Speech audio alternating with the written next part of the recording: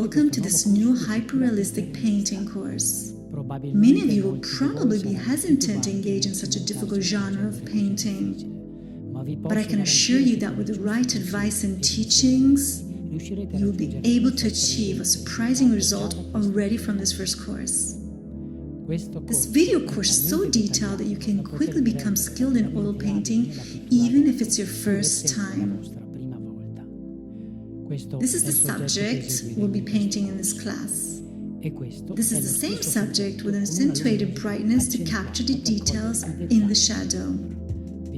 I advise you to paint while following my demonstration, and in the meantime, take inspiration from the images shown above. I suggest you take a screenshot of these photos and print them, so that you have as much visual information as possible during the execution. We'll paint on a 24 by 18 centimeters canvas, or a little bit bigger. You can also use another type of support, for example, canvas board, wooden board, etc. And this will be the final result. As you can see, the painting deviates a lot from the photographic image.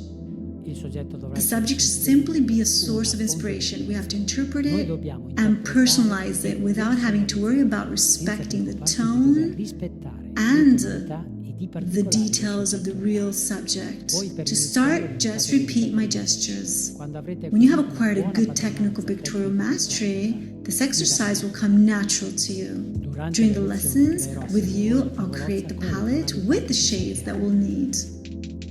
During execution, besides the written description, the color tones and the type of brush recommended will also appear on the video. In this first lesson, we'll carry out the drawing, which should not be refined and accurate. Limit yourselves to define the shape, the lights, and the shadows without exaggerating with signs and hatches. The more you draw on the canvas, the greater the risk that your design will appear in transparency under the painting. The full course is divided into 3 videos with 4 lessons.